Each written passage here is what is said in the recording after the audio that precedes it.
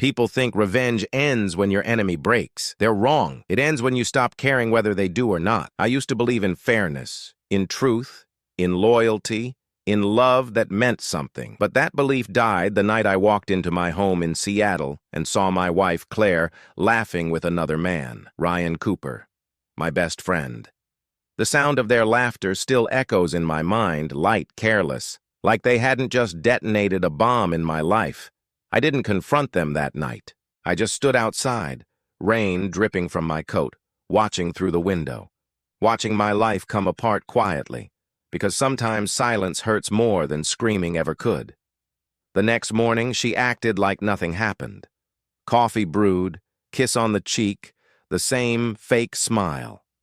I remember staring at her thinking, how long has she been rehearsing this? It wasn't the betrayal that broke me. It was realizing how easy it was for her to lie with her eyes, her touch, her voice. For weeks, I said nothing. I wanted to understand why. And when the truth came out, it wasn't what I expected. Ryan had promised her fame connections through his media firm, sponsorships, a life beyond being just a wife. She wanted that more than she ever wanted me. When I tried to leave, she threatened me. "You walk away, and I'll make sure everyone knows who you really are," she said, her voice trembling with false tears. "An abuser, a manipulator, a man who ruins women." At first, I thought she was bluffing, until she posted the first video. In that clip, her eyes were red, her tone fragile. She told the world how her emotionally abusive husband controlled her for years, how she escaped with the help of a friend. The friend being Ryan. The story spread faster than wildfire. In days, my name became poison. My firm suspended me pending review. Neighbors stopped making eye contact. I remember staring at my reflection one night feeling like a ghost. Everything I had, my reputation, my peace vanished because of one woman's lies. That's when the silence turned into resolve. I didn't want revenge. Not at first. I just wanted my life back. But when truth becomes worthless, revenge is the only language people listen to. Mark Davies, an old private investigator I once hired for corporate cases, became my only ally. He was quiet, precise, and ruthless when he needed to be. "You don't fight a liar with truth," he said. "You let her truth destroy her." Together, we began digging. Claire had built a persona online, Cassandra Wells, a voice for women recovering from abuse. She ran podcasts, sold self-help journals, gave interviews. Every story had one villain, me. But fame has fingerprints, and lies always leak somewhere. Mark found her alternate accounts, message logs, IP traces, all linking back to her and Ryan's shared apartment. She wasn't just lying, she was profiting from it. That's when I decided to turn her world against itself. I made a fake profile, Vanessa Trent, a journalist writing about false abuse allegations. Through that identity, I contacted Ryan. Friendly, curious, flattering. Told him I wanted to highlight how men's reputations are ruined by vindictive partners. It didn't take long for Ryan to respond. He was insecure, eager to vent.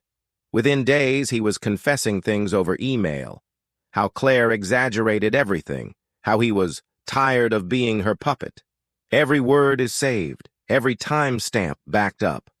And then I leaked a few screenshots anonymously to Claire's fan forum.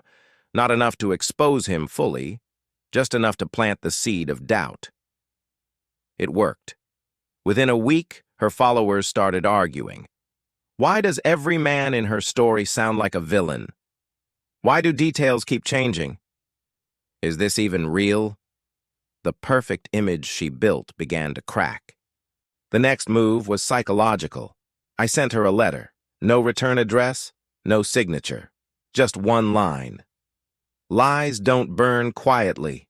She panicked, posted frantic live videos, claimed she was being stalked by her abuser. But people weren't as quick to believe her now. Every lie, every exaggeration, it all began circling back. And then came the moment that changed everything. She walked into my office one rainy afternoon. No warning, just stood there, drenched, trembling with fury. "You think you can scare me?" she hissed. "You ruined me." "No," I said quietly. "You ruined yourself the moment you started performing pain instead of feeling it." She slapped me across the face. The sound echoed like a gunshot in the silent room. Then she whispered, "If I fall, I'm taking you with me," and walked out. I watched her leave, heart steady for the first time in months, because I knew her downfall had already begun. A week later, Ryan's company came under federal investigation. Fraud, data leaks, embezzlement.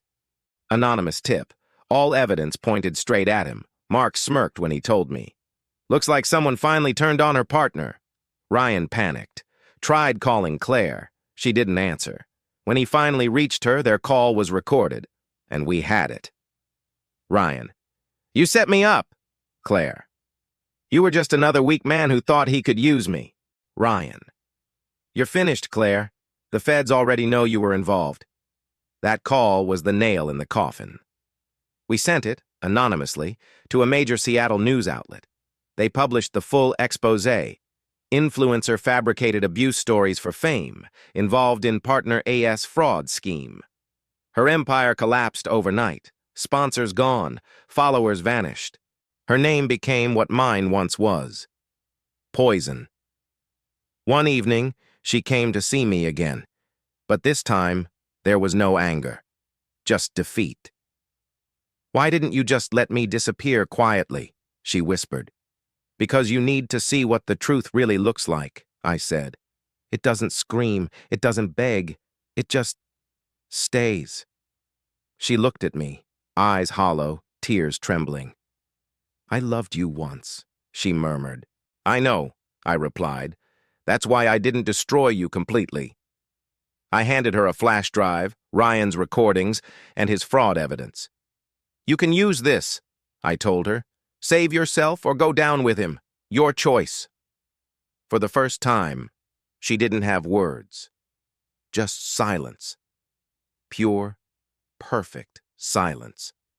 She left without another word. Months later, I read that she turned herself in, testified against Ryan, got probation, vanished from the internet. Ryan went to prison. And me? I rebuilt my life slowly. My firm reinstated me. My name cleared. But the funny thing about revenge, it doesn't feel like victory. It feels like an echo that never fully fades. I moved to Portland, bought a small house near a lake. Some evenings I'd sit outside, watching the sun dip below the trees, listening to the quiet. One night I saw Hannah, an old colleague, walking by. We talked for hours, about pain, trust, starting over. For the first time, I felt peace. Not because I won, but because I didn't need to win anymore. That night, I opened my old journal and wrote one final line. Revenge doesn't end when they break. It ends when you no longer need them to. I closed the book, leaned back, and let the silence settle around me. Not heavy, not hollow, just calm. The perfect silence.